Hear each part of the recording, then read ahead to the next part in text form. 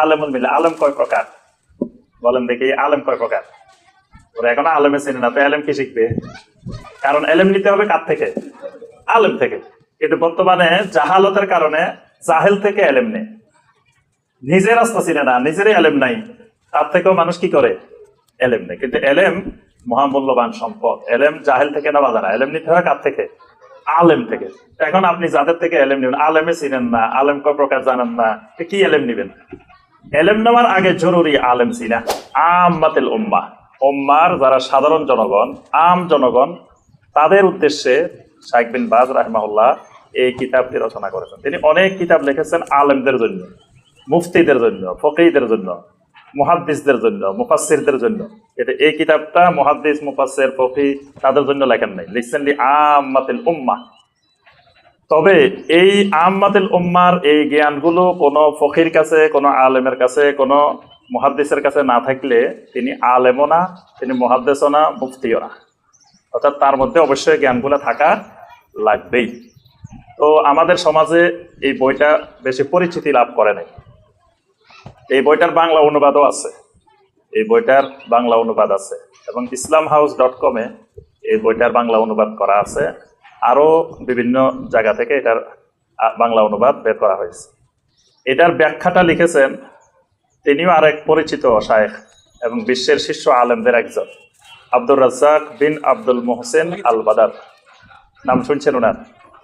আব্দুর রাজ্জাক বিন আব্দুল মুহসিন আল বাদার, উনি মদিনার আলেম এবং বিশ্বের শীর্ষ পর্যায়ের আলেমদের একজন। তো এই কিতাবটার মূল কথা হলো তলাবুল ইলমে ফারিদাতুন আলা কুল্লি মুসলিমিন, যে প্রত্যেক মুসলিমের উপরে এলেম অর্জন করা, তলাবুল ইলম ফারিদা, ফরজ। এলেম অর্জন করা নফল না, এলেম অর্জন করা ফরজ। এবং আলা কুল্লি মুসলিম, সকল মুসলিমের উপরে। এখানে নবী সাল্লাল্লাহু আলাইহি ওয়াসাল্লাম মুসলিমিন বলছেন, পুরুষের কথা বলছেন। তাহলে কি নারীদের মনে হয় এলেম শিখা লাগবে না? নবী সাল্লাল্লাহু আলাইহি ওয়াসাল্লাম তো বলছেন মুসলিমিন, কিন্তু আমাদের সমাজে প্রচলিত বেশি মুসলিমিন বা মুসলিমাত।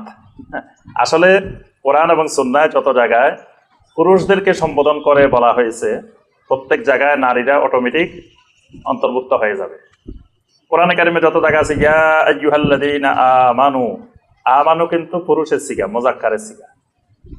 আমানু জমা মুযাক্কারে গায়েবের সিগা, আমানা আমানা আমানু। তাহলে এটা তো পুরুষদেরকে বলছেন আল্লাহ পাক। কিছুদিন আগে আমাদের লক্ষ্মীপুর জেলার একজন বড় আলেম, একটা মাদ্রাসার, বড় একটা কামাল মাদ্রাসার ভাইস প্রিন্সিপাল, তিনি জনগণকে মাহফিলের মধ্যে বলতেছেন যে এই তোরা কথা কস না কা। কিছু লোক বাহিরেছে, হাদিস একটা পাইছে, খালি সমাজে বলে বেড়াইতেছে সল্লু কামা রাআইতুমুনি উসাল্লি।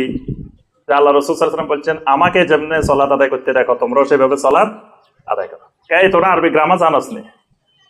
এখানে আল্লাহ রাসূল বলছে সল্লু। সল্লু কোন সিগা তোরা জানোস? সল্লু তো মুযাক্কারের সিগা। আল্লাহ রাসূল পুরুষদেরকে বলছে যে তোমরা আমাকে যেমনে নামাজ পড়তে দেখো তেমনে নামাজ পড়ো, নারীদেরকে বলে নাই। উনি বলতেছে যে আলে হাদিসের বা লামাযাবির লোকগুলা সব জাহেল, কিছু জানে না। এখানে সল্লু বলি পুরুষদেরকে আল্লাহ রাসূল বলছে, কারণ এটা মুযাক্কারের সিগা, পুল্লিঙ্গের সিগা, এটা তো স্ত্রীলিঙ্গের সিগা না। তাহলে তো খালি পুরুষদেরকে বলছে আল্লাহ রাসূল আমার মতো পড়ো।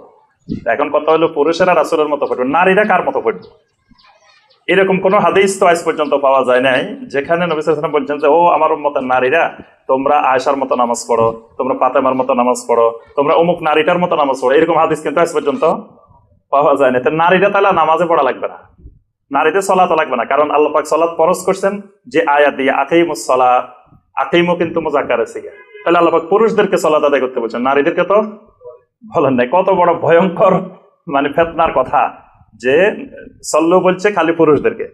এই নীতিমালা মেনে নিলে আর মহিলাদের উপরে শরীয়তের বিধানে নাই, আর কিছুই লাগবে না মহিলাদের। কারণ কোরআনে কারিমে অধিকাংশ শরঈ বিধিবিধানের ক্ষেত্রে, সম্বোধনের ক্ষেত্রে আল্লাহ পাক পুরুষদেরকে সম্বোধন করছে। আবার আমরা জানি যে আল্লাহ রাব্বুল আলামিন কোরআন নাজিল করছেন মানুষের জন্য, জিনের জন্য, কিন্তু কোরআনে কারিমের অধিকাংশ সম্বোধন দেখবো ইয়া আইয়ুহান নাস।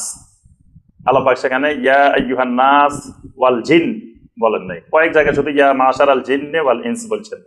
কিন্তু অধিকাংশ জায়গায় ইয়া আইয়ুহান নাস। তাহলে জিনেরা যদি বলে না, এটা তো মানুষদেরকে বলছে, আমাদেরকে তো বলে নাই। যত জায়গায় ইয়া আইয়ুহান নাস আসবে তত জায়গায় জিনেরা অটোমেটিক অন্তর্ভুক্ত হয়ে যাবে।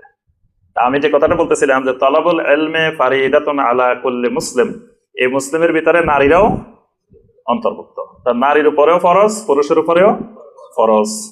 এবং এই ফরজটা আপনার কতটুকু, এলমের তো কুল কিনারা নাই, এলমের তো বিশাল মহাসাগর এলম। এখন সব মানুষ যদি এই বিশাল এলমের সাগরের পিছনে দৌড়ায়, তাহলে আল্লাহর জমিনে আরো কত কাজ আছে না? তা বাকি কাজ কারা করবে? সবাই দেখা গেছে যে এলমের সাগরের মধ্যে দৌড়াইতেছে, এলেম শিখতেছে, এলেম শিখতেছে, এলেম হাসিল করতেছে। এই জন্য আল্লাহ রাব্বুল আলামিন ওই সাগর পরিমাণ এলেম সবার জন্য আল্লাহ পাক ফরজ করেন নাই। আল্লাহ পাক বলে দিয়েছেন ফালাউলা নাফারা মিন কুল্লি ফিরকাতিন মিনহুম তাইফা, তাদের মধ্য থেকে একটা তাইফা, ক্ষুদ্র একটা দল বের হবে কি জন্য? লিয়াতাফাক্কাহু ফিদ্দীন, এরা দ্বীনের জ্ঞানের গভীর জগতে প্রবেশ করবে। তাফাক্কুহ, এরা ফিকহের গভীর গবেষণায় নিয়োজিত হবে। আর নিয়োজিত হওয়ার পরে তারা তাদের জাতিকে ওয়ালিউনদিরু কওমাহুম ইযা রাজাউ ইলাইহিম, তারা যখন তাদের কওমের কাছে ফিরে আসবে, ওই ফকিরা, ওই গভীর জ্ঞানের অধিকারীরা আম জনগণকে সতর্ক করবে, লাআল্লাহুম ইয়াহজারুন, এতে সাধারণ জনগণ সতর্ক হয়ে যাবে। তাহলে সবার জন্য ওই গভীর জ্ঞান ফরজ নয়।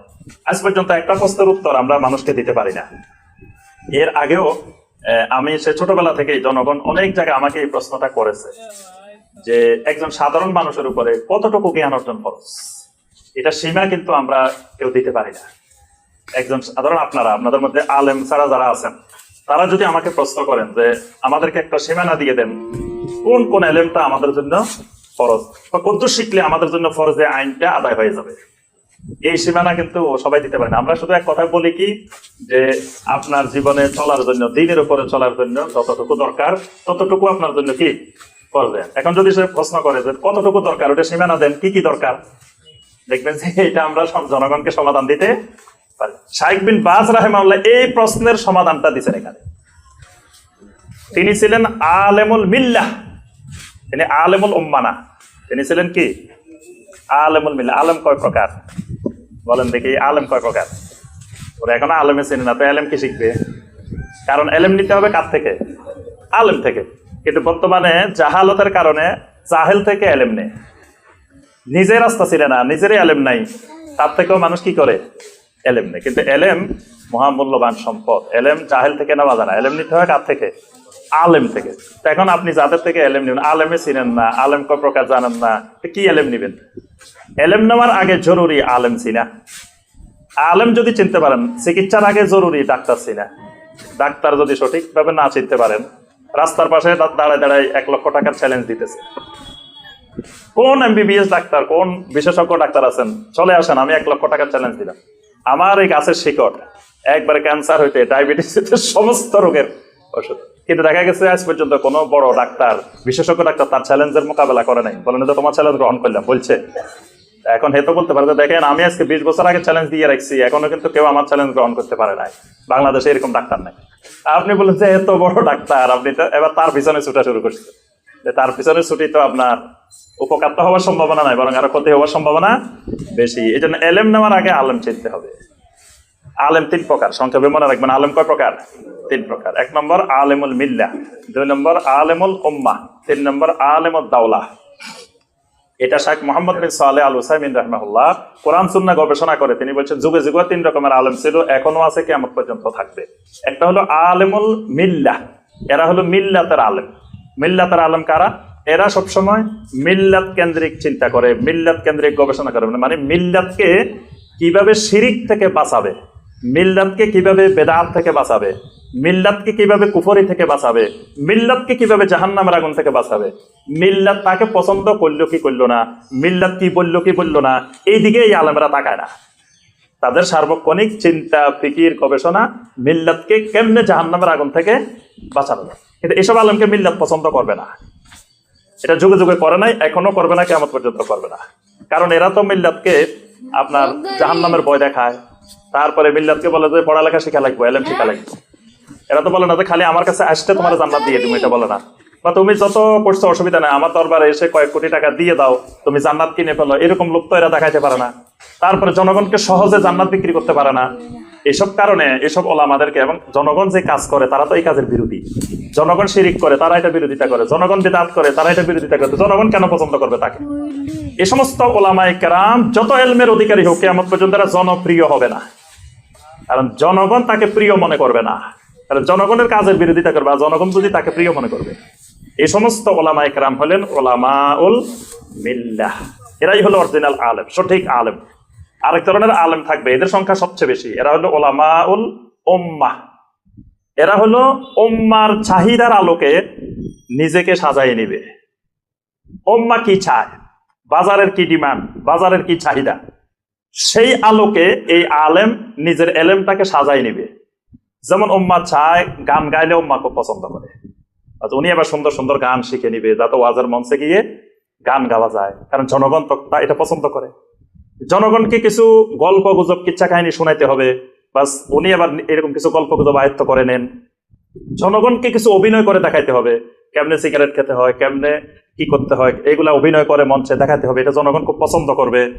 যুবকদেরকে, ছেলেদেরকে কিভাবে আকৃষ্ট করতে হবে, অর্থাৎ উম্মার চাহিদার আলোকে। যেমন ব্যবসায়ীরা তার একটা পণ্য বাজারে ছাড়ার পরে এটার উপরে জরিপ করে যে পণ্যটা বাজারে কিরকম চলতেছে, জনগণ কিরকম চায়, কয়দিন পরে এটাকে আবার সংস্কার করে করে আবার নতুন করে পণ্যটা আধুনিকায়ন করে জনগণের চাহিদার আলোকে।